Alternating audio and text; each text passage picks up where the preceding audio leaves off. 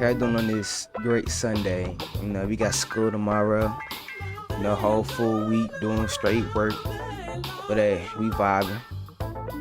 So today is creepy content. Basically something that I came up with. Like every Sunday at this time of the day, we watch scary videos that I found on YouTube. So I hope y'all enjoy this. Let's get to it. Okay. This video is called The Cat in the Hat Analog Horror, made by Chris Argifs. Let's see what he has in store for us.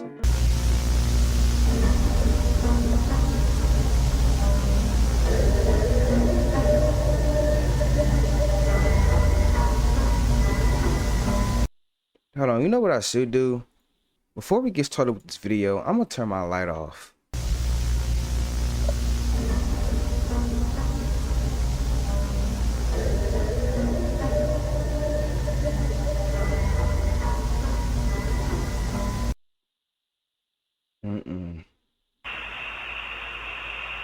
Okay, we outside of the house. Emily, sweetie, it's only 2 nights. The babysitter will be here any minute. Her name's Sarah. She's really nice. Pick up the house phone if you need anything. And don't open the door for anyone you don't know. Understood? Great parenting advice. Will you call me when you get there? Of course we will. We love you. Be good.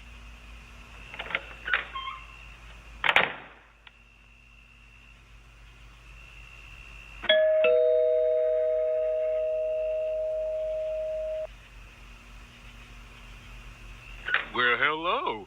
You must be Emily. How do you know my name? Are you wearing a costume? I'm not wearing a costume. I'm the Cat in the Hat. And yes, I know Hold a on. lot of... I just realized something. Mind you, her parents just told her not to open the door. Look at what she just turned around and did. At this point, she deserves to get what happens to her. things. I'm here to make tonight really fun. My parents don't let me talk to strangers. I'm waiting for the babysitter. Oh, poor thing. Sarah had a little accident. Nothing serious, but she won't be able to make it. So they sent me instead.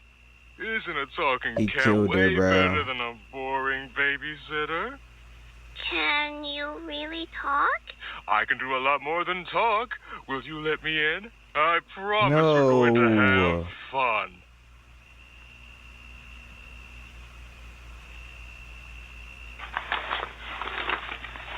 Whoa! How did you do that? He's so pretty. Just a little trick, see? Not alone anymore. It's like a princess castle. How do you do that? Can you read minds? Just a little. I know you like happy colors when you're scared, and I know you're scared of being alone. But you don't have to be anymore. I'm here to keep you entertained until your parents come back. Shall we play hide and seek? I'll count first. Yeah. But I'm no not finna cheating. play hide and seek with this cat that can stand straight up.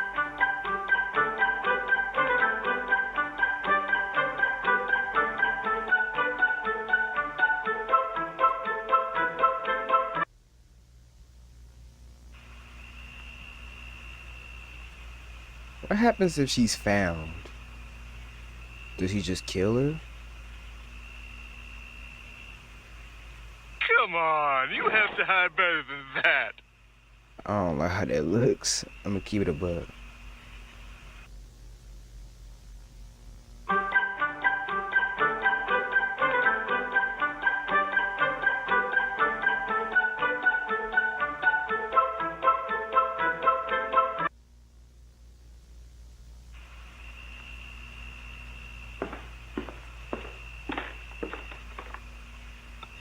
Oh no, try harder next time. That just looks weird, low key. It looks weird.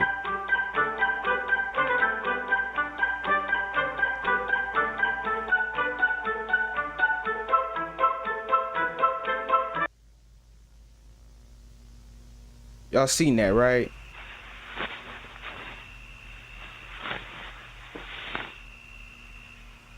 Ugh.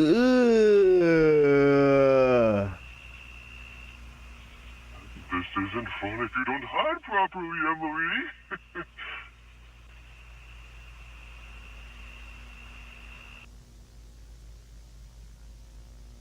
Now I'm Simon.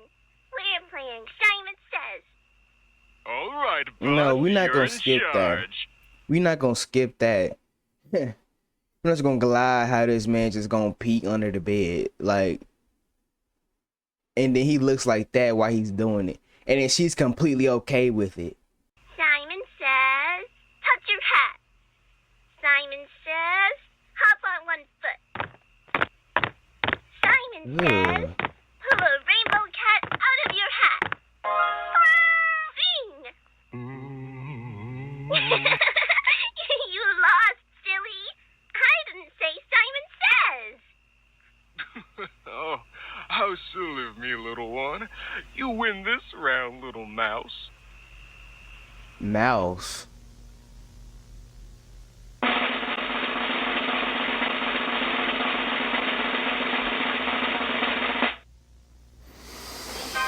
Time to smash some piñatas. This bat is special. It hits really hard even if you don't swing strong. Let's get lots of candy. Those are people. Are those her parents? Those are her parents. What did I say, bruh? Dad! No! No! What did you do? Surprise! I knew you missed them so much. I brought them back so you could play with them. Isn't it wonderful? You're a monster! You're a monster! Get out!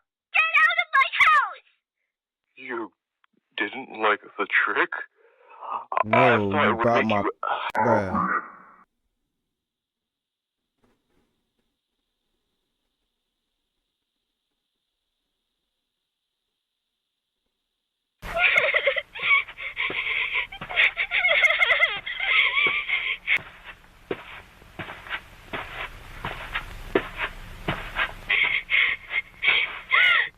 Now, let's play hide and seek. I chase, you hide. You still want to play hide and seek, bruh?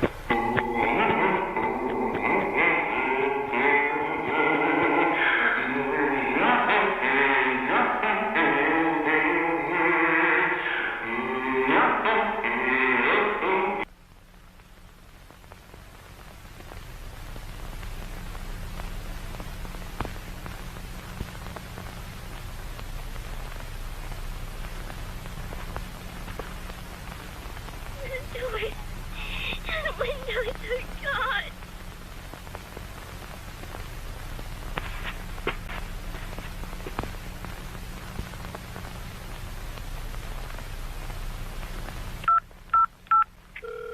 Please, please. There's a monster in my house. You're my mommy and daddy. Please, come quick.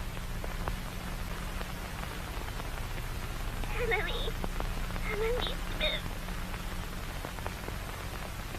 The monster captured my parents, and now he won't stop chasing me.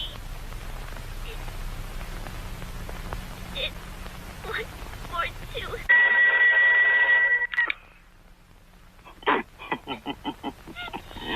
Oh no.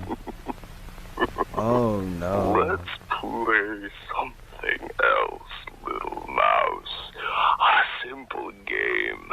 Rock, paper, scissors. How about we not?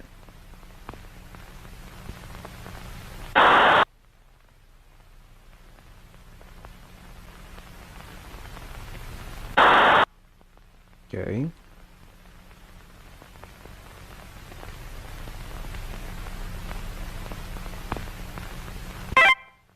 Of course he wins.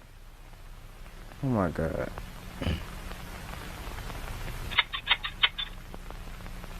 Don't tell me he cut her hand off. Oh my god.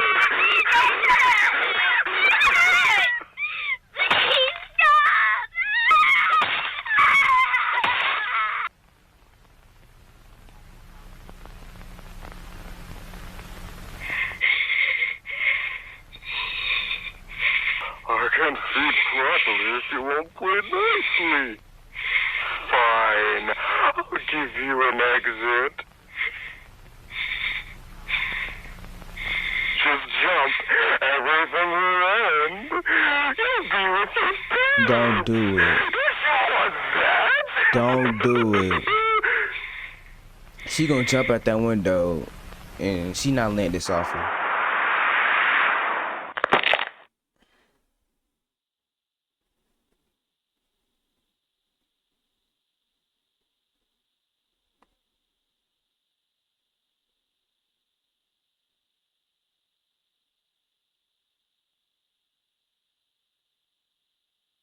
What is that?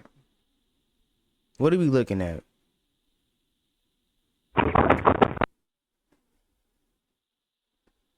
Why you ran up on me like that?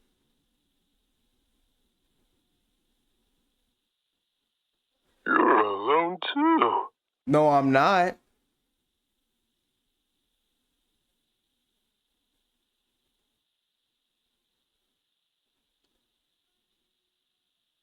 Is that me?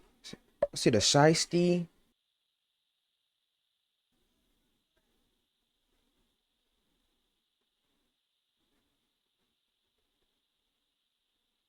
I'm not playing with him. Oh my god. I'm gonna lie, that was pretty scary. I'm gonna keep it above. Next, we're watching The Steve Harvey Stare by Meat Canyon. All right, now tell me, what was the last thing you stuck your finger in? My wife, Steve. My wife.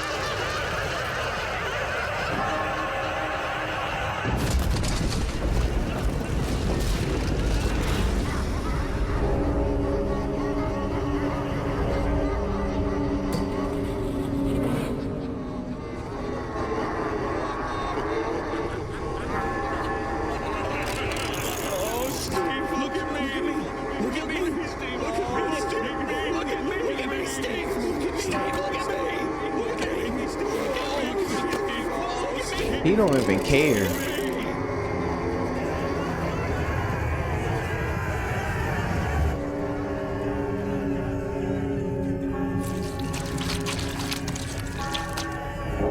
Steve, it's almost time.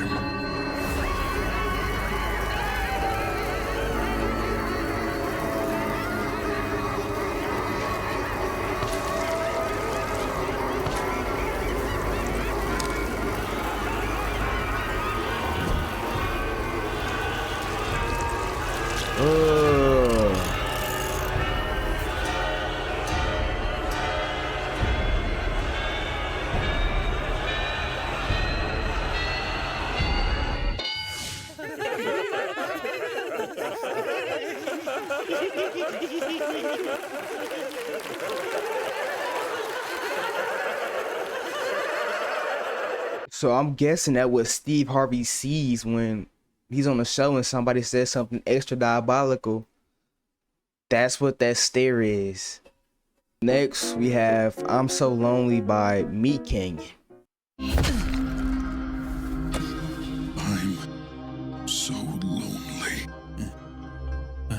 What? What? I haven't felt a woman's touch in years. Okay, what are you talking about? What is this? What the hell is this? I can make you my girlfriend. Put some lipstick on you. Get you a nice pair of cotton panties. I'd have you tuck most of the time. And only untuck on special occasions. Be my little switch hitter. Help! Help! What is this, y'all? It wouldn't work. It'd be like the time I took estrogen pills to start lactating. Wanted to get my hands on some babies and give them a little milk mustache, you know. Oh, A mother's touch. God, Jesus Christ. Sometimes I pretend I'm a 14-year-old girl in Roblox chat rooms. Kill me! I can only climax to Fortnite skins. Nothing else will do. Jesus. I'm a literal brain rot baby. Total goblin mode. What the fuck are you talking about? I'm gonna tell you the real dirty secrets now. They haven't He's been not dirty done? yet? Shh. I try on women's panties at JCPenney. What? I take a little piss in them. Then I put them back on the rack to dry. Oh, God, Jesus Christ, just fucking kill me already! Bro, this is Started a pump and stupid. dump crypto scam using the likeness of a special needs foundation. Oh, come on. I called it slow and steady. Didn't donate a single penny of the profits. My God, you monster! I don't believe in wiping. I just let it crust over like a scab. Peel it off in one go, releasing all the poo dandruff into my underwear. Gave myself the nickname Head and Shoulders. Cecil! Help! Help, Cecil! God, please! This is so refreshing. I think I'm gonna be able to talk to you all night. Oh, no! What No! I'll do next is This might be worse than death. worse than I used to. No! Alright, so this is the last one for today. This is called Arms of a Goddess, horror anthology animated by Llama Arts. Let's check it out. Hustle and bustle of working in the city, having to commute early in the morning for a job that was only a half hour away thanks to the absurd amount of traffic she had to fight through. To make matters worse, she was undeniably beautiful, with her shining blue eyes and vibrant red hair that seemed to ignite whenever it went under direct light. In the city, that made her a high-priority target for catcalling and being followed around by less than well-intentioned fellows. Eventually, she could no longer deal with these issues, and so decided to quit her job and do what she loved to do the most: write. Thankfully, she had a sizable amount of money saved up and a good chunk of savings that allowed her to live comfortably for at least a year. In other words, she had 1 year to make it big as a writer, or she was screwed. Not wanting to live in the city anymore, she also moved out into the woods, opting to purchase a relatively small yet cozy cabin. Her family was understandably upset by this turn of events, but she did not mind their frustrations. What was done, as she told them. The first few weeks out there was a great success for her, at least in her mind.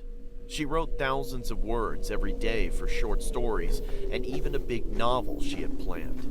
In between her writing binges, she would take walks around her property, soaking in the sweet and natural scents that the outside world had to offer, taking inspiration from the earth around her and the occasional occurrence of a small forest critter that brought her joy. One day, however, when she was on one of her walks and a few miles away from her cabin, she encountered something odd. Beneath one of the pine trails she often frequented was a rather arcane-looking skull that brought her a great deal of concern and confusion. She knelt down to inspect it and cocked an eyebrow as she looked it over. By all measurements, it looked like a normal skull of a deer, complete with antlers. There were two odd additions to the skull, however. The first was that there were two small horns that protruded just above where the forehead would be. And the second was that just below where its eye sockets were another set of eyes that were about the size of a human's. Ugh. Hoping that it was just some cruel trick or some artistic creation and some abomination, she decided to pick it up and find out for herself. Upon touching the skull, she instantly felt a deep sensation of dread surge throughout her body, making her feel sick. Carrie backed away from it in a hurry and eyed it frightfully as she stumbled to her feet and jogged all the way back to her cabin, all the while trying to ignore the feeling of being watched as she did so. As soon as she arrived home, she slammed the door behind her and locked it. She then closed her blinds and peeked outside through them to try and see if there was actually someone there or if her mind was just playing tricks on her. When nothing happened after a few minutes, she slumped down onto her couch and sighed in relief, chalking the situation up to just being isolated from others for an extended period of time. That night, as she was writing, she was interrupted by the loud grunting of a deer. She chuckled, thinking it was just some buck making its way through the area. No, that's not. Her hands froze in fear when a cacophony of grunts piped up one after another.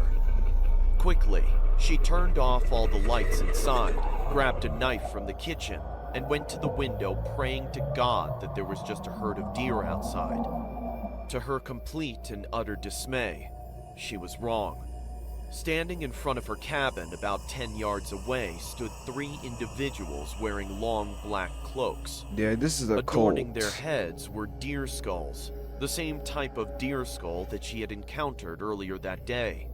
One by one, they made the same grunting sounds from before, only this time they began walking towards the cabin.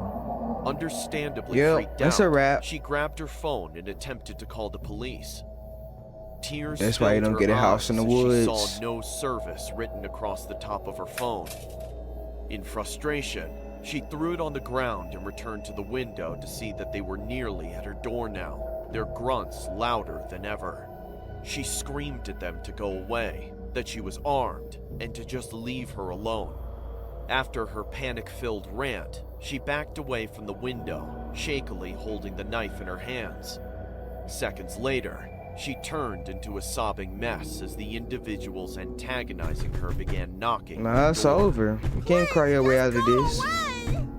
She screamed. That's a The man. knocking became louder and more insistent as time went by, until just when she thought she couldn't take it anymore, it stopped. What? She asked aloud, surprised that the threat decided to move along. She untensed her body and leaned up against the wall to compose herself. Without warning, a loud metallic clanging sound was heard, and she saw her doorknob stumble out of the door and onto the wooden floor below. Slowly, her door creaked open, and in stepped the tallest of the 3 masked individuals. Even with his face obscured, she could see how distorted and disfigured his features were beneath the skull. Stop! Please leave! Don't make me use this!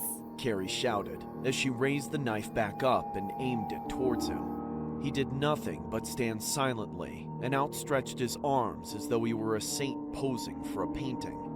In defiance, Carrie screamed and charged toward the man, knife poised to pierce his chest. Quicker than the wind, he swatted her hand to the side and followed up with a power punch to her gut, winding her in the process. She collapsed limply into his arms, heaving and gasping for air. Chair.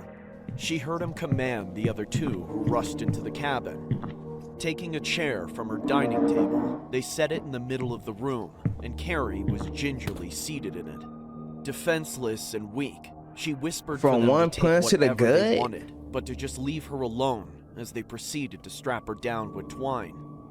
The goddess despises material goods. Divinity has no such need for such petty items.